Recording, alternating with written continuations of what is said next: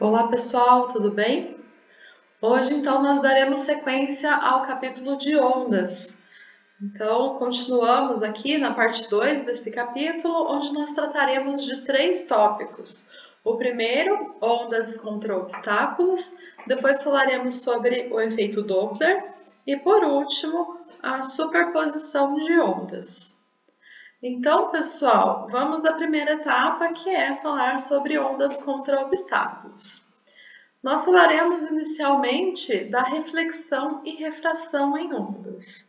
Então, para isso, a gente vai considerar aí que existe uma fronteira que separa duas regiões onde a onda vai se propagar. Por exemplo, aqui nessa imagem nós temos uma corda que é composta, que é feita de uma composição de duas cordas diferentes, uma com maior densidade linear de massa do que a outra. E a gente já viu, que a velocidade de propagação depende da densidade linear de massa em uma corda. Então aqui a gente tem o que é chamado de uma corda A e uma corda B, que estão unidas, formando uma única corda, E então nós temos um pulso que está inicialmente se propagando ali na corda A. Ele vai atingir essa região de fronteira, e ali pode acontecer dois efeitos diferentes. Então, nessa primeira imagem que a gente tem aqui à esquerda, nós teremos uma parte do pulso que vai ser refratado, ou seja, o pulso continua passando no segundo meio, na segunda corda, porém agora ele vai se movimentar com uma velocidade diferente. E teremos ainda uma parte da energia que vai ser refletida, de modo que a gente vai ter aqui um pulso refletido nessa fronteira. Notem que houve aqui nessa reflexão a inversão desse pulso. Então aqui, pessoal, nós estamos falando de um meio que tem uma densidade, a corda B tem uma densidade de massa linear que é maior. Isso significa que a velocidade aqui, a velocidade B, ela é menor. Então, isso faz com que aqui, na hora de ocorrer essa reflexão, é quase como se esse pulso estivesse incidindo sobre uma barreira, uma barreira física, se essa extremidade estivesse presa. Tá? E aí, quando essa extremidade estar presa em um ponto fixo, ele vai ser refletido havendo essa inversão que a gente está vendo aqui na primeira imagem, na parte de baixo. Mas nem toda a energia aqui aconteceu porque não está fixo, então parte da energia continua sobre a corda B no pulso refratado. Tá? Então, é como se a gente tivesse esse pulso dividido em duas partes diferentes. Tá? Temos aqui ainda a outra possibilidade, que é quando o pulso inicial, o pulso incidente, ele está sobre a corda B, que tem uma densidade de massa maior, ou seja, a velocidade aqui é um pouco menor. E aí o que acontece é que quando chega aqui na barreira, haverá então a parte da onda que vai ser refratada e a parte da onda que vai ser refletida. Como aqui a corda é menos densa, a velocidade da onda vai aumentar. Então aqui nós teremos um pulso refratado que vai se movimentar mais rapidamente nessa corda A, e aqui na corda B nós teremos o pulso refletido. Nesse caso, ele foi refletido como se fosse refletido em uma extremidade solta. Então aqui ele não tem essa rigidez quando encontra essa fronteira, não há essa rigidez na extremidade dessa corda, de modo que o pulso refletido nesse caso não se inverte. Então aqui a gente tem essa condição para verificar se o pulso refletido vai ser invertido ou não, que é a relação entre as velocidades nos meios. Se for, se a fronteira for para chegar em uma região onde a velocidade é menor, ou até igual a zero, há inversão no pulso refletido. Quando chegamos aqui numa região de fronteira onde a velocidade do próximo meio é maior, então não haverá a inversão do pulso refletido, ok? Então, pessoal, aqui nós temos de novo aquela simulação que eu tinha apresentado na aula anterior, a aula sobre ondas na parte 1, onde a gente pode observar aqui como funcionam as ondas em uma corda. Então, aqui, pessoal, eu tinha deixado na parte 1, né, a opção de uma corda infinita. Né? Então, a onda apenas se propagava, né, e aí ia embora, não acontecia nada, não havia uma extremidade. Né? Agora, a gente vai ter a possibilidade de encontrar extremidades, que podem estar fixas ou soltas. Né? Então, aqui continuamos com as mesmas opções de colocar um pulso ou um oscilador, e com isso a gente pode então verificar como é o movimento ondulatório em uma corda. Tá? Então, vou colocar aqui um videozinho rapidinho para vocês, né? Mas eu sugiro inclusive que depois vocês também vão lá no simulador e façam as suas próprias opções, né? As suas próprias escolhas para fazer a testagem. Então, pessoal, vou continuar aqui, né, mostrando que a extremidade agora está fixa, né? Então, a velocidade a partir daquele ponto vai ser 0. E coloquei então a opção para um pulso e sem amortecimento. Então, agora a gente pode ligar um pulso e ver o que vai acontecer ali na extremidade. Olha só como ela está fixa, nós teremos a inversão desse pulso. Né? Ela está fixa nas duas extremidades, observe. Tá? Agora eu vou colocar a situação para um oscilador. Então vocês puderam ver que ali a onda vai estar sendo gerada uma onda que vai, mas ao mesmo tempo tem uma outra onda voltando. E aí existe uma sobreposição dessas ondas que gera todo esse efeito que a gente está visualizando. Né? Que a gente vai falar mais tarde sobre superposição de ondas. Agora a gente vai considerar o caso de uma extremidade solta. Então notem que ali a gente tem a possibilidade, né, dessa argolinha se movimentar ao longo aqui da vertical. Coloco um pulso. Então agora notem que como há essa liberdade de movimento, né, a gente não vai ter a inversão da onda na parte solta. Ela só se inverte na extremidade onde ela é fixa.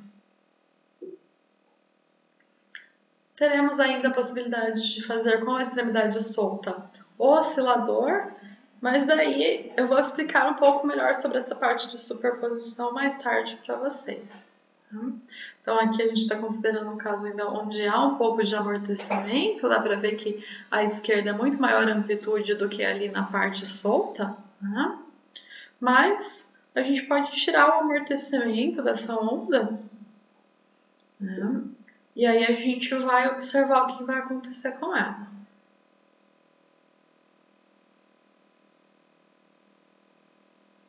Então notem que aqui a gente tem uma amplitude que vai aumentando muito rapidamente, né? Quando a gente tem aquela extremidade solta. Ou seja, a gente tem aqui a reflexão da onda, né, ali na extremidade solta, e quando ela se sobrepõe com a onda que está sendo gerada ali pelo oscilador, a amplitude dela aumenta significativamente. Mas essa parte eu vou falar no final da aula de hoje, na parte de superposição. Né? A ideia aqui era mostrar como que funciona o efeito de inversão ou não, se a extremidade está fixa ou solta. Ok? Então, pessoal, vamos lá as ondas contra obstáculos, né? Esse raio que foi refratado, ele vai ser refratado então aqui com um ângulo diferente do ângulo de incidência, né? O ângulo de reflexão, ele é o mesmo se a gente tem um ângulo de incidência aí, o ângulo de reflexão vai ser sempre o mesmo, né? Aqui na fronteira. Mas o de refração, ele muda um pouquinho. Então, essa onda acaba tendo uma determinada inclinação diferente, que depende do meio onde essa onda vai se propagar. Tá? Então, aqui nós teremos esse raio, né, que a gente pode observar aqui pela linha preta, né, que ele pode tanto se afastar da normal, quanto se aproximar, dependendo da velocidade da onda no meio que ele está chegando nessa segunda parte, no meio B. Então, aqui a gente pode, inclusive, ir variando esse ângulo de incidência, né? E aí, o que acontece? Conforme eu aumento, vamos supor que eu estou aqui aumentando o ângulo de incidência, né? Esse valor de I. O ângulo refletido, ele vai acompanhar, né? Ele vai ser sempre o mesmo valor. E aqui, quando a gente tem esse ângulo de refração, ele depende das propriedades do meio B, mas ele também depende do ângulo de incidência. Conforme eu aumento o ângulo de incidência, esse ângulo B, R aqui, né, de refração no meio B, também vai aumentando. Só que a gente não vai fazer isso de modo indefinido. Existe um valor crítico que a gente chega no ângulo de incidência, que quando isso ocorre, o ângulo de refração vai ser de 90 graus. E aí, né, isso significa que a gente vai estar aqui desviando ele em 90 graus, né, com relação ali ao ângulo à superfície, né, na segunda parte. E aí nós teremos, então, para ângulos maiores do que esse ângulo crítico de incidência, né, se eu chego no ângulo crítico, tenho a refração em 90 graus. Né, e aí, quando eu passo para um ângulo incidente um pouquinho maior, aí a gente não vai ter mais um aumento no ângulo da refração. Ao invés de passar para 90 graus, né, como se estivesse sendo refletido aqui refratado aqui para cima, o que vai acontecer é que ele vai ser totalmente refletido. Nesse caso, nós teremos um efeito que é chamado de reflexão interna total. Aqui a gente tem, né, uma imagem onde dá para ver o efeito de reflexão interna total com um laser em um objeto. Pode ser, por exemplo, uma plaquinha de acrílico é comumente utilizada para demonstrar isso. E é o que acontece, inclusive, em uma fibra ótica, né? A gente tem a propagação da luz com uma reflexão total, né? Uma reflexão interna total. Não se perde energia, né, sendo refratada. Um outro efeito que vem de ondas contra obstáculos é a difração. Então, pessoal, notem que a gente tem aqui uma onda sendo gerada, né, inicialmente. Pode ser uma onda plana, por exemplo, né? Fica mais fácil da gente observar esse efeito. Mas lembre-se, né, na aula 1, inclusive, eu falei que uma onda que a princípio é uma onda esférica, como uma onda sonora, se a gente está numa distância grande dessa fonte de ondas, a gente acaba tendo as frentes de ondas que podem ser aproximadas por ondas planas, né? Então é o que a gente vai considerar aqui nesse caso. E aí, quando essa frente de ondas encontra um determinado obstáculo, né, o que vai acontecer aqui é que ao invés de passar ondas que continuam planas, né, só numa região pequenininha, por exemplo, o que acontece é uma curvatura nas frentes de onda, né, e elas continuam a se ampliar aqui, formando como se fosse esse cone. Então aqui, pessoal, a gente tem esse efeito que é conhecido como difração, né? Então imagine aqui se a gente tivesse, por exemplo, ao invés de ondas, lançando aqui nessa origem partículas, né? Se a gente está passando um feixe de partículas nessa linha, nessa seta vermelha, o que vai acontecer? Aqui, as que chegam, né, fora dessa região do orifício, elas vão ficar presas na barreira, e as que passam por aqui continuam em um feixe bem estreito, bem fininho, de partículas apenas em linha reta, né? E quando a gente está falando de ondas, não acontece isso. Essa curvatura que está acontecendo aqui nessa frente de ondas, né, é exatamente o que é chamado de difração e que mostra que o que está passando ali naquela fenda é de fato ondulatório, né? Se refere a ondas e não a partículas, né? Inclusive é um dos efeitos onde a gente pode utilizar para demonstrar o comportamento ondulatório da luz. Então aqui, pessoal, a gente terá então essas ondas se propagando, né, quando passam pela abertura, como se elas fossem emitidas por uma fonte pontiforme, né? Então aqui elas estão, né, se movimentando nessa frente de onda que passa a ser uma frente circular. Tá? Então se a gente tem ali onda que está sendo gerada, por exemplo. Eu quero fazer um experimento onde eu preciso ter uma fonte pontiforme de ondas, mas eu não tenho como fazer essa geração. Essa é uma das formas da gente obter esse tipo de onda, né? A gente gera uma onda qualquer, aqui como uma onda plana, e aí a gente coloca, né, uma barreira com um pequeno orifício. Essas ondas passarão então a se comportar como se fossem originárias de uma fonte pontiforme. Quando a gente está falando de comprimentos de onda de sons que sejam audíveis para nós, né, o comprimento de onda ele vai ser da ordem aí de centímetros até metros. Né? Então, o mínimo aí vai ser uns 2 centímetros. Ou seja, esse comprimento de onda ele vai ser bastante grande, né, com relação à maior parte das aberturas que a gente tem na nossa casa, por exemplo.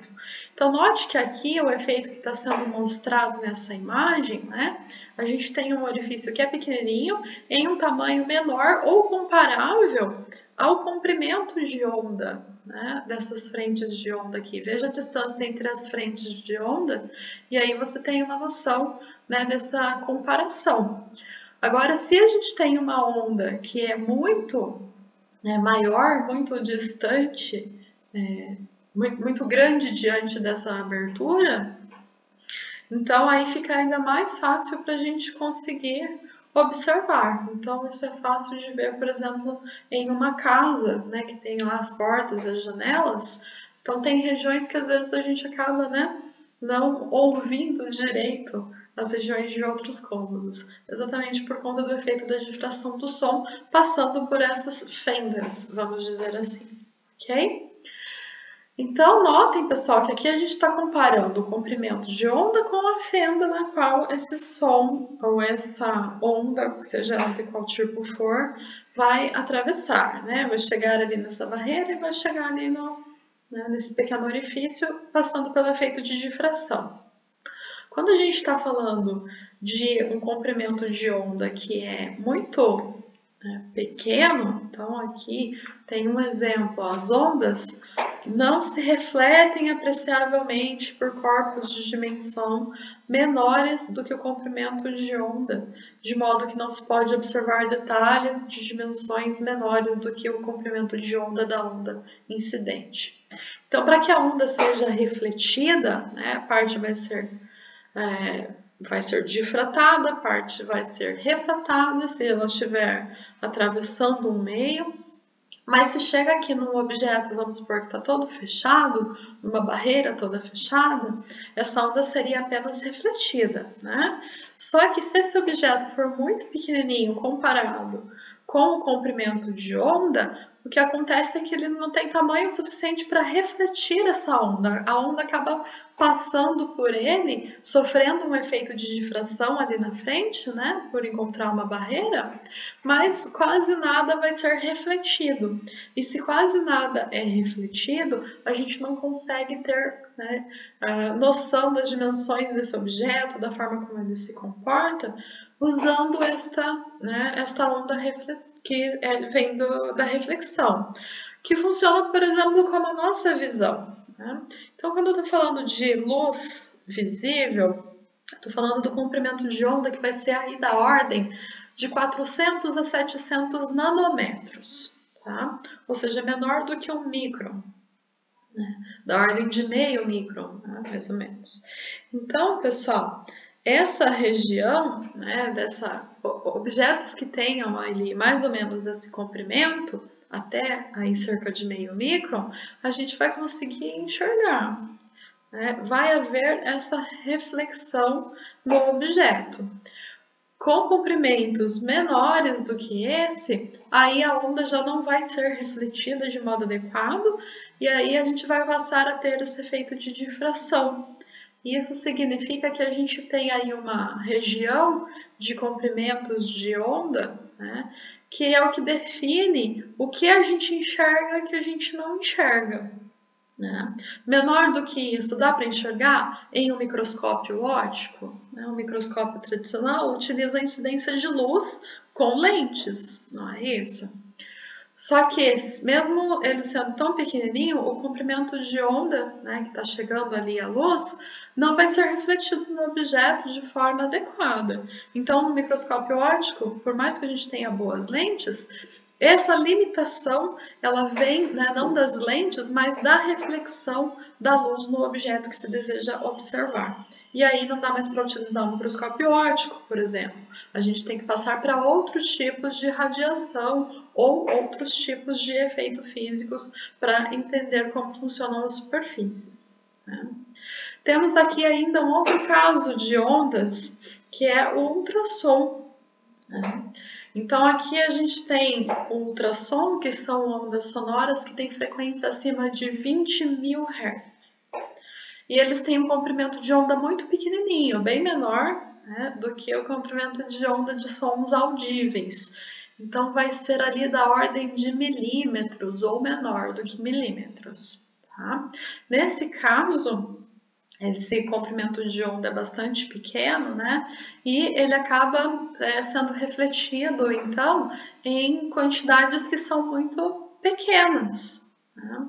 Então, a gente acaba podendo utilizar o som como um meio para observar, né? Por exemplo, na medicina, ele é utilizado aqui para observar o interior de um organismo, né?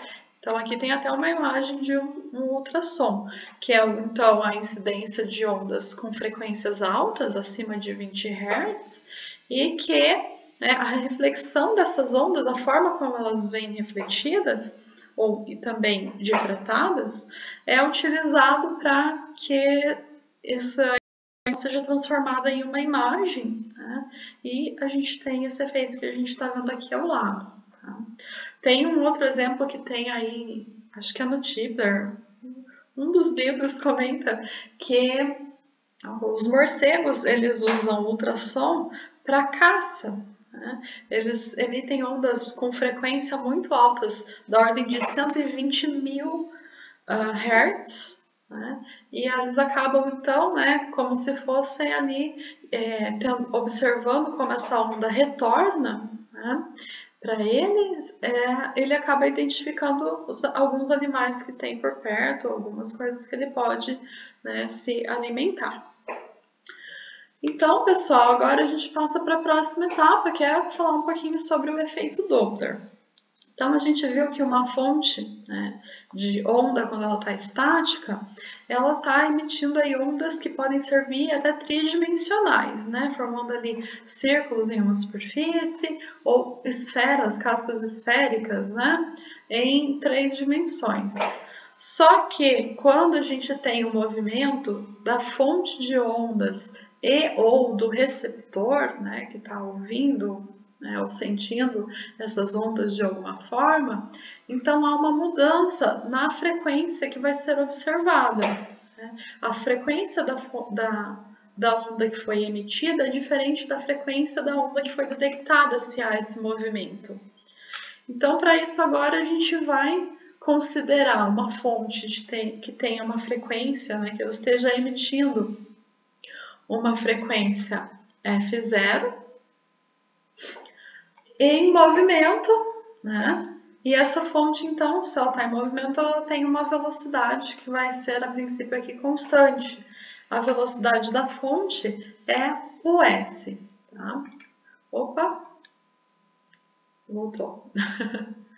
Então, nós temos aqui a velocidade da fonte, o S, em relação ao meio, né? Então, por exemplo, um carro buzinando, como a gente tem aqui nessa imagenzinha, né?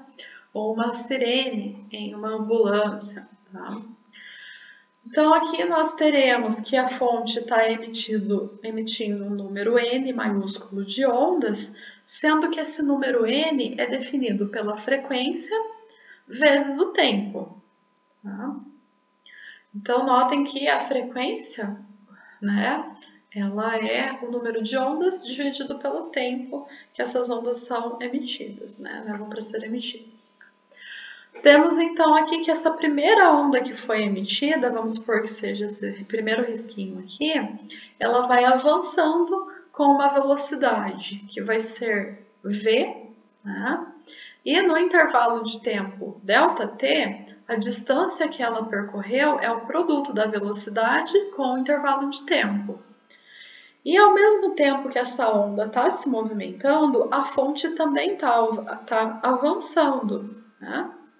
Então aqui, né, vou colocar aqui do outro lado, do lado esquerdo, que esse carrinho está vindo da direita para a esquerda, ok? Então essa é a primeira onda, né? Só que essa fonte também está se movimentando com uma determinada velocidade. Então, não só a onda avançou em uma quantidade v vezes ΔT, mas a primeira frente de onda ela também avançou, né? Opa, desculpa, estou confundindo aqui. A frente de onda avançou na distância v vezes ΔT, mas a fonte também se movimentou. E a distância que a fonte se movimentou é a velocidade us vezes a variação do tempo. Então, se a gente quer saber aqui o comprimento de onda que vai ser observado, ele vai ser dado, então, pelo lambda linha, tá? Essa linha representa o do observador, que vai estar aqui na frente, né? E esse lambda linha, o comprimento de onda, vai ser a velocidade da onda mais ou menos a velocidade da fonte, multiplicando a variação no tempo e dividindo pelo número de onda, né? Então, nós temos aqui ΔT dividido por N, que é, né, 1 sobre a frequência, ou seja, o período, né? Então, pessoal, nós temos aqui o comprimento de onda que está sendo detectado. Então, como aqui nós temos esse número N, que é o número de ondas, eu vou substituir por essa relação aqui, que é a frequência emitida na fonte vezes ΔT. O ΔT do numerador e do denominador se cancelam, de modo que o comprimento de onda que é visto, né, pelo observador vai ser aqui a velocidade mais ou menos a velocidade da fonte sobre a frequência que foi emitida pela fonte. Tá? Por que mais ou menos, pessoal? Esse sinalzinho aqui de mais e de menos, ele depende se o observador ele está se aproximando da fonte ou se ele está se afastando da fonte. Tá? Então, aqui, né, o movimento relativo entre os dois, quando a gente tem aqui esse sinalzinho de menos, é quando eles estão se aproximando, e quando a gente tem o sinalzinho de mais, é quando eles estão se afastando, como se o observador estivesse aqui. Então, note que, né, quando o observador está aqui na frente, ó, o carro está indo para a esquerda. Então, se o observador está aqui na frente, a gente vai ter o sinalzinho de menos, a subtração das velocidades vai estar um valor menor do que a velocidade, né, da onda, dividido pela frequência f0. Então, a gente vai ver uma onda que tem uma frequência, tem uma frequência maior, mas que tem aqui um comprimento de onda menor, né? Se o carro está indo para a esquerda e o observador ficou aqui atrás, na direita, né? Então, notem que a distância entre eles está aumentando. Tá? Então, aqui nós vamos usar o sinalzinho de mais, usaremos a soma das velocidades da onda e da fonte. Tá? Isso dá um valor maior do que a velocidade v dividido por f0.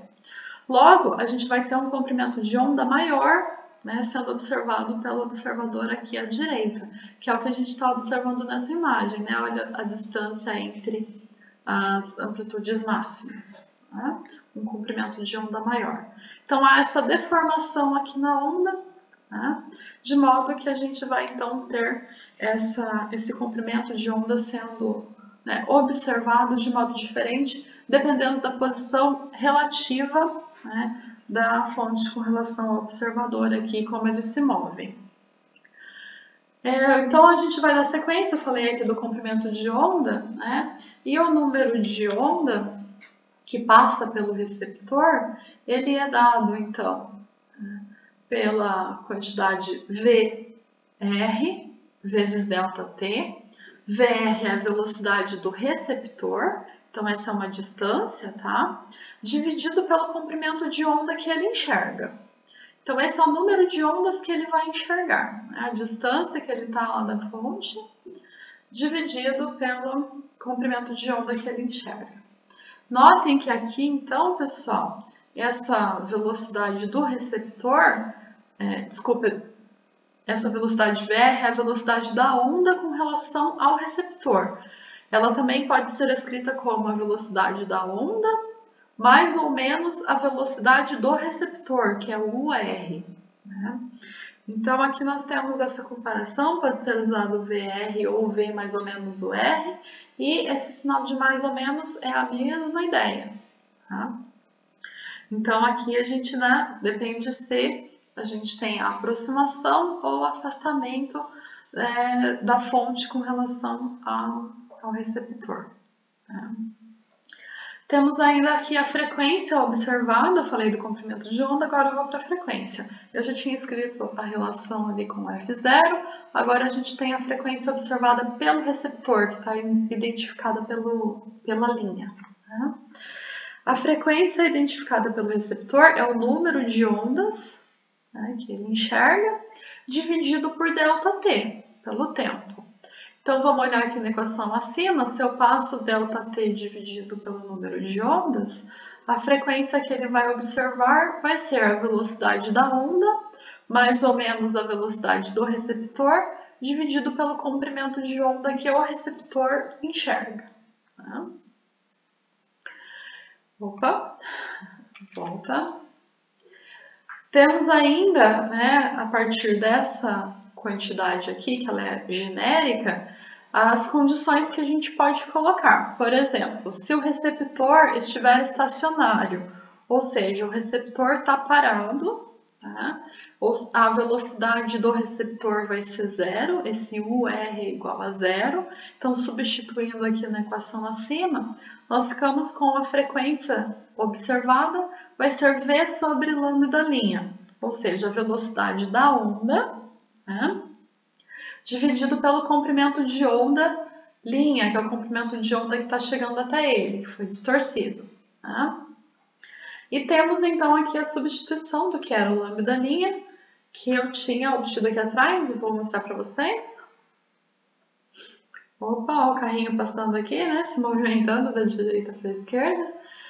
Então, nós teremos aqui o lambda linha, que era a velocidade da onda, mais ou menos a velocidade da fonte sobre F0. Então, eu vou substituir aqui o lambda linha na próxima equação, né, essa região aqui. Logo, né, V dividido por V, nós ficamos com 1, e temos aqui o S sobre V, né, a velocidade da fonte dividido pela velocidade da onda. E F0 é a frequência na fonte. Tá? Então, essa relação aqui mostra qual é a frequência que vai ser observada se a fonte está em movimento e se o receptor estiver estacionário. A outra condição agora que a gente vai colocar é se a fonte estiver estacionária, né, e o receptor está em movimento. Então, se a fonte estiver estacionária, o comprimento de onda, lambda, né, aqui, ele vai ser igual ao lambda que foi emitido pela fonte, ele não vai ter por que ser distorcido. Tá?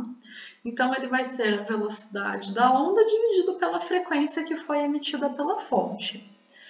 Temos aqui a equação que a gente tinha para o observador, né, na frequência. Então, aqui reescrevendo ela, nós temos a velocidade mais ou menos a velocidade do receptor, dividido pelo comprimento de onda do observador, que era o comprimento de onda emitido pela fonte, V sobre F0.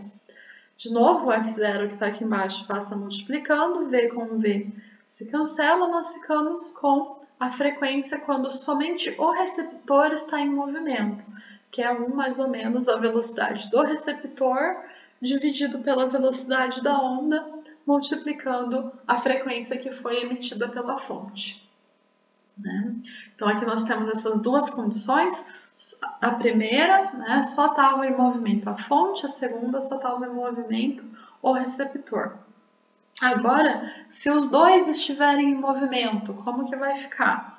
Então, eu vou repetir a equação que a gente tinha aqui genérica para a frequência observada, né? E vou fazer a substituição. Então, notem que aqui a gente tem velocidade do receptor, que é essa velocidade UR, né? E o comprimento de onda que o receptor vai enxergar, ele vai ter essa distorção sim, esse lambda linha, porque a fonte está se movimentando, que é aquela equação que estava no slide anterior. Então, eu vou fazer a substituição dela aqui, né? Lembrando que ela era V mais ou menos o S sobre F0. O F0 eu passei multiplicando, então nós ficamos com essa relação. Então, eu vou dividir tanto em cima quanto embaixo por V, né? De modo que a gente fica aqui com mais ou menos velocidade do receptor sobre a velocidade da onda, no denominador, mais ou menos velocidade da fonte sobre a velocidade da onda. Tudo isso multiplica a frequência emitida pela fonte. Então, aqui a gente tem a relação para quando os dois estão em movimento. Notem que sempre a gente está utilizando, né, para todas as relações, está aparecendo a velocidade V, que é a velocidade da onda. Só que se o meio se move também, ou seja, né, a gente está falando, por exemplo, aqui dessa imagem, uma ambulância passando, né, com uma sirene. Então, aqui a gente tem essa questão de estar tendo a aproximação e o afastamento da fonte com relação ao observador, né? Só que o meio que está transmitindo essa onda é o ar, né? Se o ar estiver paradinho, tudo isso que a gente fez de conta até agora está perfeito. Mas e se tiver vento, né? Se a velocidade do vento for comparável a essas outras velocidades? Então, é necessário também fazer uma alteração, que é a velocidade do meio, né? da onda do meio, que era o que a gente estava chamando de V, vai ser substituída por um V', que é a velocidade da onda, mais ou menos a velocidade que seria do meio aqui, no caso desse exemplo, é a velocidade do vento. Tá? E aí também é necessário verificar se essas velocidades elas estão na mesma direção ou em direções opostas. Né? Então, pessoal, vimos aqui o que é o efeito Doppler, né? Ele faz essa alteração na forma como a gente escuta a frequência. Né? Na próxima vez que vou ouvir aí uma sirene passando, né? Prestem atenção, vocês vão ouvir como se ela estivesse lá longe, fazendo um movimento ali, né? Um som com uma frequência bem lenta, e conforme ela vai chegando bem perto de você, parece que está bem mais rápido. E aí passa, vai embora, continua se afastando, né? E aí nós teremos a onda ficando também com uma frequência cada vez maior.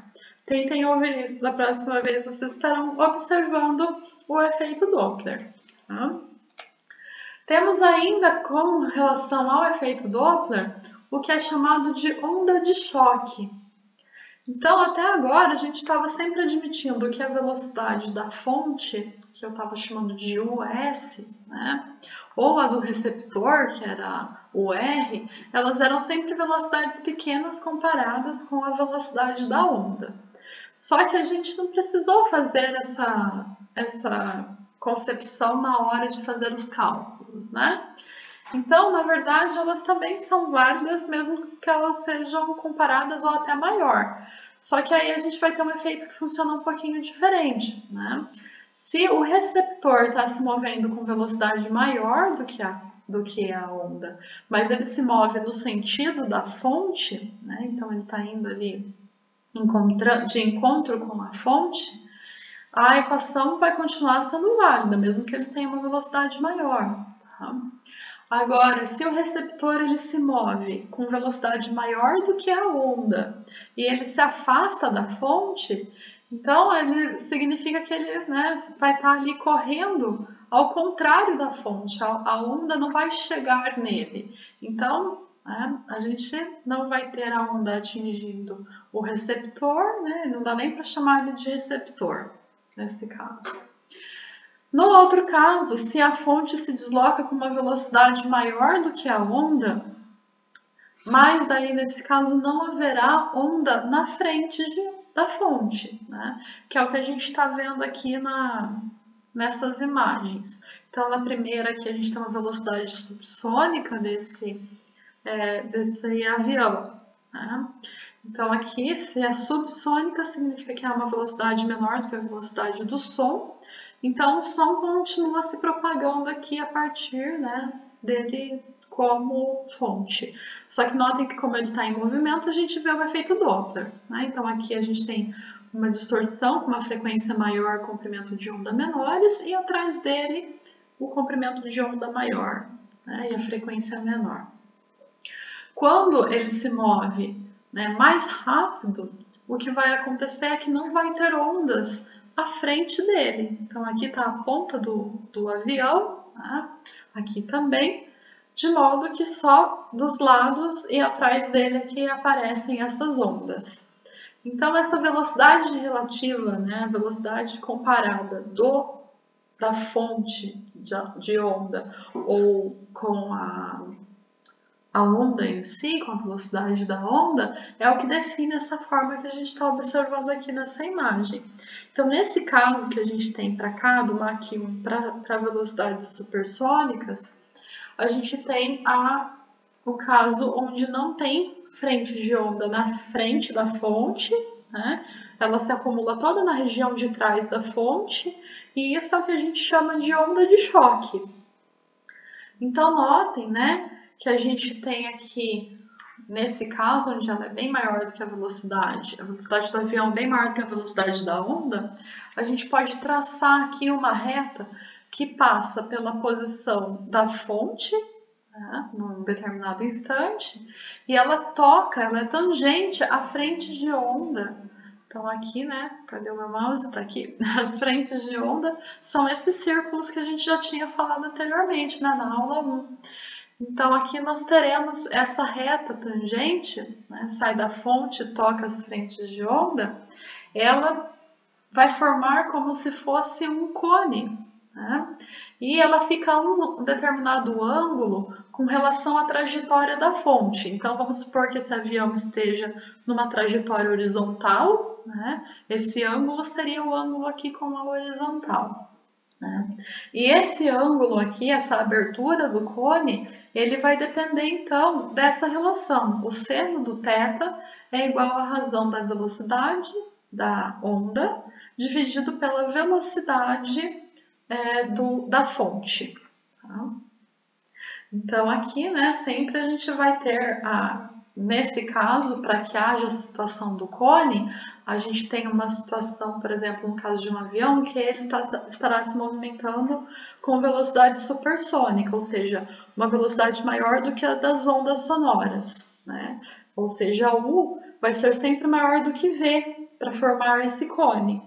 Então aqui a gente tem sempre um valor menor do que 1, e esse valor representa o seno desse ângulo da abertura do cone. Tá? Esse cone recebe um nome, que é chamado de cone de Mach. Então a onda ela vai ficar confinada nesse cone, né? E essa abertura ela diminui com o aumento da velocidade da fonte. Né? Então quanto mais rápido a gente tem aqui o denominador, né? Maior o denominador, menor é a razão, menor vai ser o seno desse ângulo, ou seja, menor vai ser o ângulo aqui da abertura. Esse cone vai ficando fechado, né? E então nós temos aqui um número que é chamado de número de Mach, que é dado exatamente por essa relação, U sobre V, que é o inverso do que aparece aqui para o cone. Né? Então, quando a gente ouve falar em Mach 1, o que isso significa? Significa que a gente tem essa razão U dividido por V igual a 1. Né? A velocidade da fonte é igual à velocidade da onda. No caso de um avião estar em Mach 1, significa que ele está na velocidade do som. Quando isso acontece, a gente ouve um estrondo muito forte, né? É quando ele rompeu a barreira do som. Isso é o Mach 1.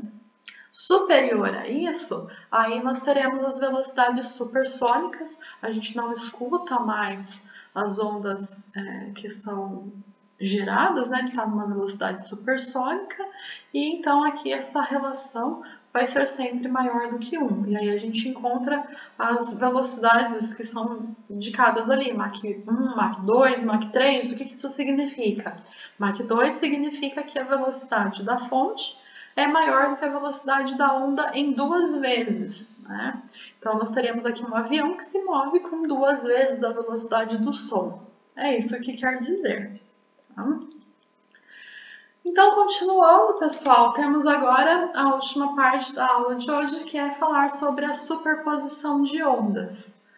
Então, quando que isso ocorre? Como a gente já tinha visto, né, anteriormente, lá em Física 1, vocês devem ter visto princípios de superposição. É muito comum isso na física, né?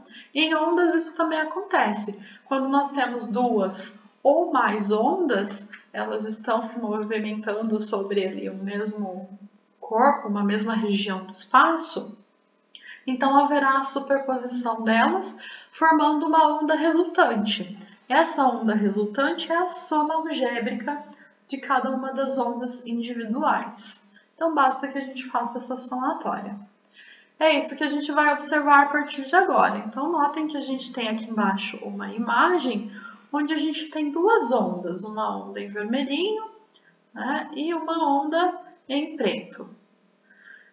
Para isso, pessoal, a gente começa agora o tópico de interferência de ondas harmônicas. Então, eu vou tratar aqui para ondas que sejam harmônicas, ou seja, são periódicas, que são aquelas ondas senoidais que eu falei com vocês na aula de ondas parte 1. Tá? Então, como que é a função de onda, né, para uma onda harmônica? Ela tem como função aqui o que eu vou chamar de y, né, para onda 1, essa parte que está em vermelhinho, vai ser y0, que é a amplitude daquela onda, que aqui está identificado como sendo A, vezes o seno de kx menos ômega t. K é o número de onda e ômega é a frequência, né, dessa onda, a frequência angular. Temos ainda uma segunda onda, né? Para que haja superposição temos que ter duas. Então, essa segunda onda a gente vai considerar aqui que ela também é uma onda harmônica, também é uma senoidal. Ela tem a mesma amplitude, tá? Tem o mesmo número de onda e a mesma frequência, só que ela está deslocada com uma fase delta, que é o que a gente está vendo aqui nessa onda em preto, né? Ela está apenas deslocada um pouquinho da primeira. Então, notem que aqui, como nós temos essas duas ondas atuando sobre, por exemplo, uma corda, né? Vamos supor, pode ser qualquer tipo de onda aqui, desde que seja harmônica. Então, nós estamos falando aqui que a onda resultante, pelo princípio de superposição, é apenas a soma dessas duas funções. Então, eu escrevi aqui, né, as duas funções que eu tinha escrito anteriormente.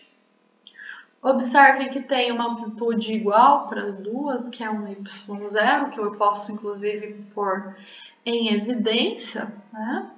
E aqui nós ficamos então com a soma de dois senos, que são diferentes por uma diferença de fase. E então eu vou lembrar aqui com vocês de uma relação trigonométrica, né? Existe uma relação trigonométrica que mostra a soma de dois senos, seno de θ1 mais seno de θ2, que vai ser igual a 2 vezes o cosseno da metade da subtração desses ângulos, né? Então, cosseno de meio de θ1 menos θ2, vezes o seno de meio de θ1 mais θ2. Então, agora a gente tem essa relação trigonométrica, eu vou utilizar ela para substituir aqui. Eu vou chamar θ1 de kx menos ômega t e K2 kx menos ômega t mais delta. Então, quando a gente faz isso, a gente vai encontrar θ1 menos θ2, que é menos delta, né? E θ1 mais θ2, que é mais delta. Tá? Fazendo isso, nós então vamos aplicar ali a relação trigonométrica na função de onda resultante que eu tinha escrito antes, e então nós chegaremos aqui na onda, né, na função de onda resultante, que vai ser 2 vezes, que veio lá da relação trigonométrica, né, o 2y0 que era a amplitude da onda inicial, cosseno de meio de delta, né, cosseno de meio da fase da segunda onda, e aqui seno de Caxias menos ômega t, meio de delta. Então, pessoal, notem que ainda teremos, né, o resultado, que é essa onda que está sendo descrita aqui em cima, ela ainda é uma onda harmônica, ela é uma onda que tem uma amplitude e ela se propaga numa forma senoidal. O número de onda e a frequência são os mesmos das ondas originais, que era K e ômega, né? E a fase, lembrem-se, a onda 1 não tinha fase, era zero, a onda 2 era delta, a fase resultante é a metade, né? Metade da diferença de fase entre elas, metade do delta. Temos então aqui a amplitude, lembrem-se, a amplitude de cada uma das ondas anteriormente era y0, agora a amplitude vai ser dada por 2y cosseno de meio de delta. Então aqui a gente tem essa dependência do cosseno que pode gerar uma atenuação, dependendo da diferença de fase, a gente vai ter uma fase resultante que vai estar maior ou menor. O maior valor que o cosseno atinge é 1. Quando que isso acontece? Quando o termo dentro do cosseno, o ângulo aqui dentro, for zero. Né? Então, se as duas ondas elas estiverem em fase, a diferença de fase vai ser zero, e isso significa que o cosseno de zero vale 1, a amplitude vai ser 2y apenas, 2y0, ou seja, a amplitude vai ser o máximo, né, vai ser o dobro da amplitude máxima que a gente tinha para cada uma das ondas individualmente. Nessa situação, o que a gente tem é chamado de interferência construtiva. A gente tem as duas ondas em fase, né? Elas estão juntas, e aí isso significa que elas estão, né, gerando ali uma ampliação, elas se constroem de modo a gerar uma onda maior, mais intensa. Maior no sentido de mais intensa, tá? Com a mesma frequência, comprimento de onda, enfim. E quando a gente tem a outra situação, que é o outro extremo aqui do cosseno, né?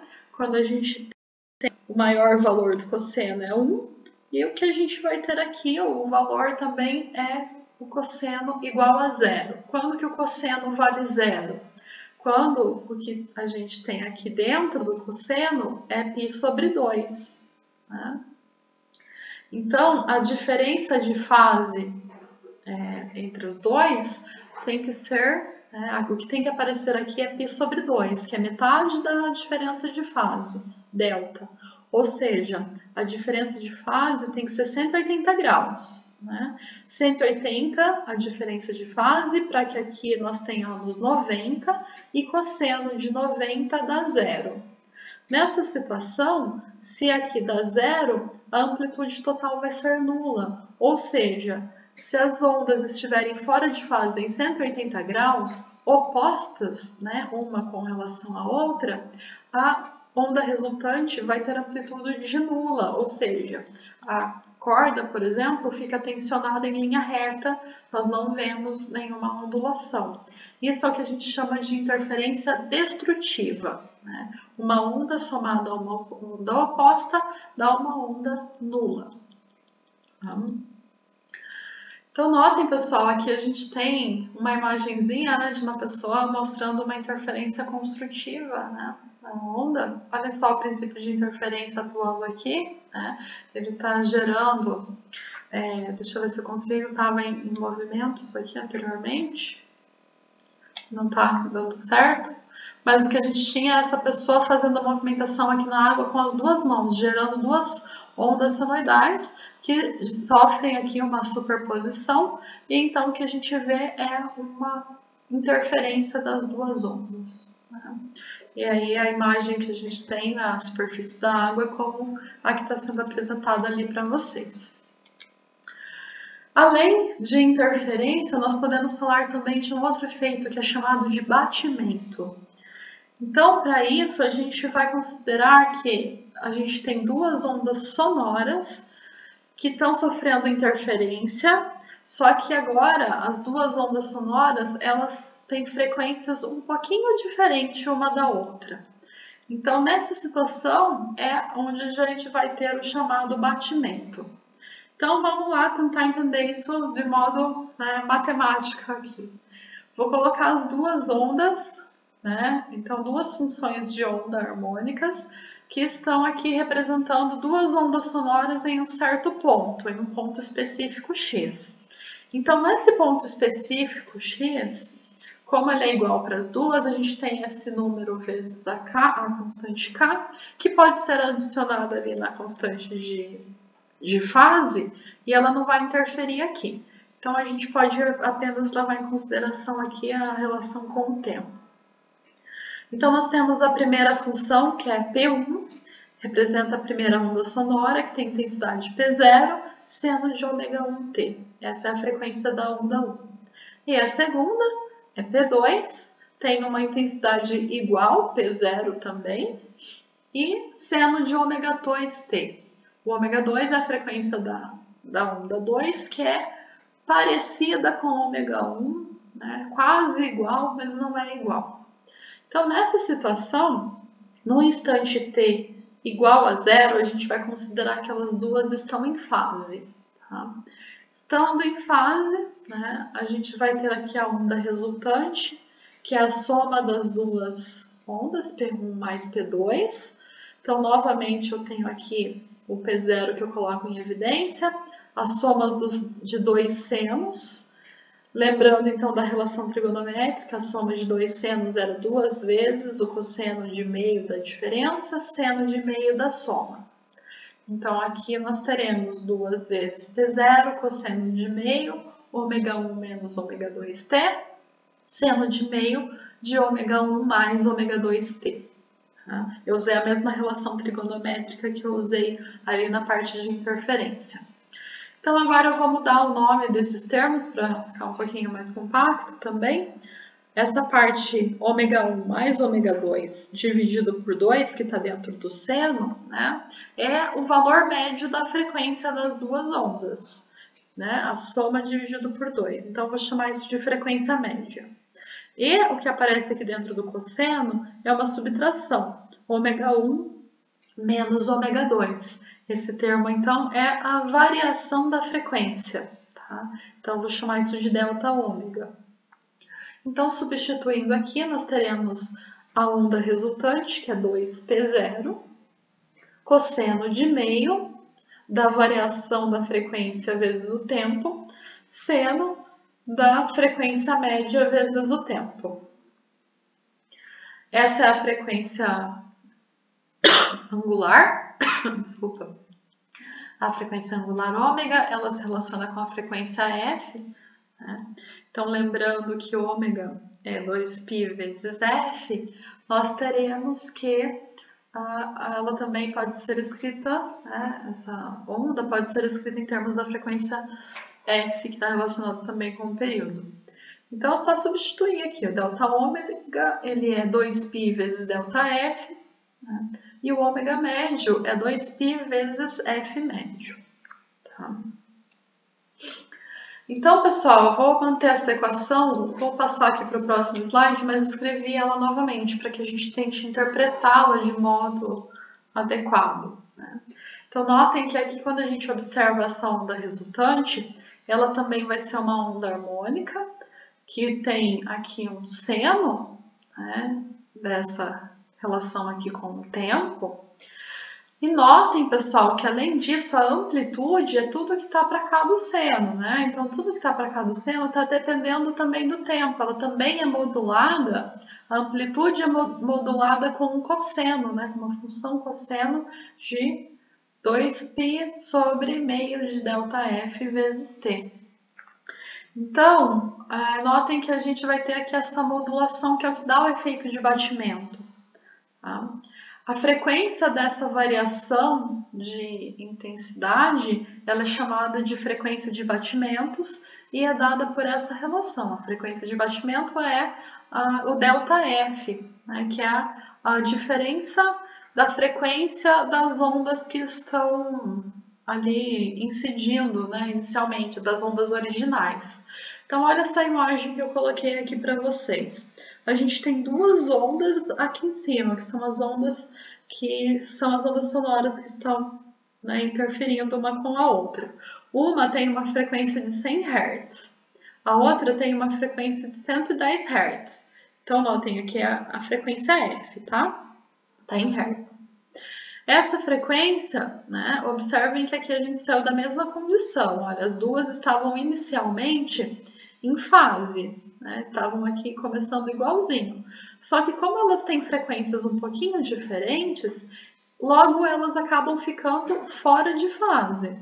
E essa diferença de fase, em algum momento, chega na região onde elas têm fase oposta. Olha só, aqui ela está no máximo, aqui ela está no mínimo. Isso significa que elas têm uma diferença de fase aqui de 180 graus. Tá?